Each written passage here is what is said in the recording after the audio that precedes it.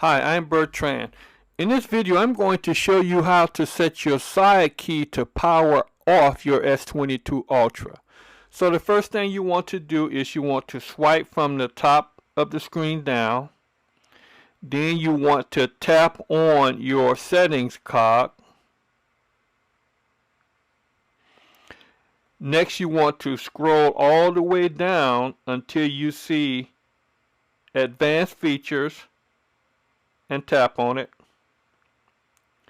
Next, you want to go down to where it says Side Key and tap on it.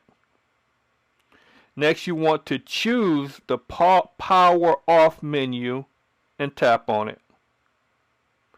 Now, when you hit your side key, your phone will power off. If you found value in this quick tutorial, give me a like, subscribe, share, and comment. Thanks for watching. I'll see you in our next Tech Bite.